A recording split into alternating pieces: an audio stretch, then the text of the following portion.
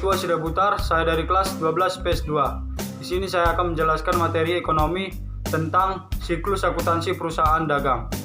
Pengertian siklus akuntansi perusahaan dagang. Siklus akuntansi perusahaan dagang adalah proses pembuatan laporan keuangan pada sebuah perusahaan dagang dalam periode tertentu umumnya.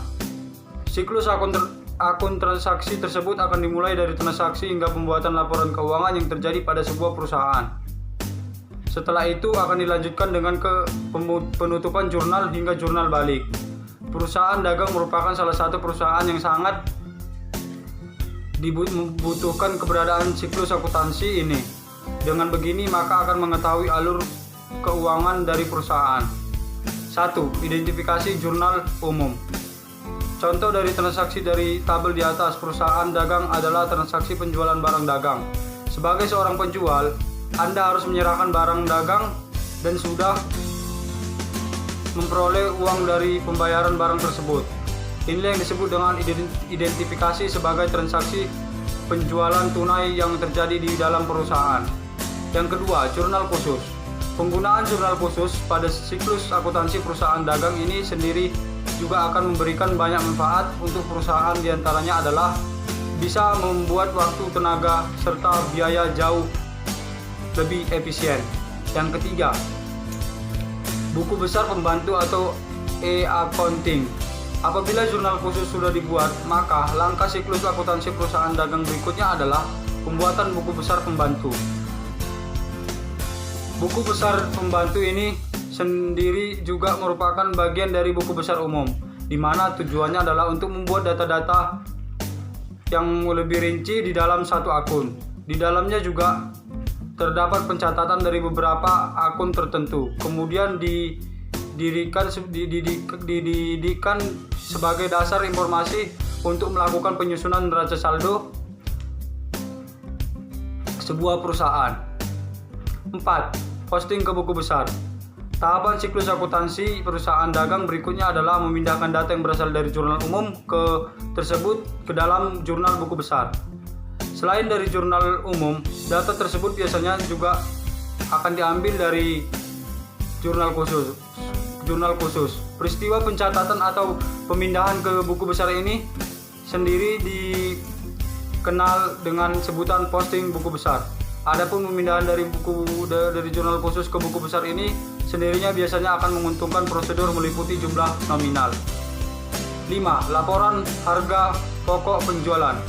Jika perusahaan dagang sudah melakukan pengaplikasian pencatatan secara perpetual atau fisik, maka biasanya secara otomatis besarnya harga pokok suatu barang yang sudah terjual tersebut akan ditentukan saat terjadinya penjualan hingga saat membuat jurnal penjualan sekaligus melakukan pencatatan harga pokok penjualan. Yang keenam, membuat neraca saldo. Adapun siklus akuntansi perusahaan dagang yang berikutnya adalah pembuatan neraca saldo. Informasi ini sendiri berasal dari buku besar yang sudah dibuat sebelumnya, yakni biasanya meliputi saldo akhir pada setiap akun-akun. Baik posisi debit maupun kredit harus berbalance atau sama. Jika ada kesalahan sedikit pun maka akan berakibat risiko besar. Apabila terdapat perbedaan atau tidak balance, biasanya kesalahan tersebut berasal dari pencatatan buku besar yang salah. Yang ketujuh, jurnal penyesuaian. Pembuatan jurnal penyesuaian ini sendiri biasanya adalah disebabkan dari adanya transaksi yang terjadi di mana memberikan pengaruh terhadap sejumlah akun perusahaan dan terkadang juga akan memunculkan jenis akun baru yang lainnya. Adapun contoh transaksi yang terjadi secara baru pada sebuah perusahaan dagang adalah apabila terjadi sewa toko yang sudah jatuh lebih dari tempo. Neraca penyesuaian ini biasanya berisi macam-macam penyesuaian dan jurnal penyesuaian. 8. Neraca saldo setelah penyesuaian. Setelah itu, siklus akuntansi perusahaan dagang selanjutnya adalah membuat neraca saldo setelah penyesuaian. Tahap ini sendiri merupakan tahap di mana menyesuaikan neraca saldo dengan jurnal penyesuaian yang menghasilkan neraca saldo yang sudah disesuaikan atau istilahnya adalah ajuste trial balance. 9. Menyiapkan laporan keuangan. Pembuatan laporan keuangan ini pun juga termasuk ke dalam siklus akuntansi perusahaan dagang. Keberadaan laporan ini sendiri juga akan memberikan sejumlah manfaat di mana akan memberikan kemudahan bagi perusahaan untuk menemukan informasi mengenai posisi keuangan dari perusahaan. Yang ke-10, pembuatan jurnal penutup. Jika sudah, maka akan dilanjutkan dengan pembuatan jurnal penutup.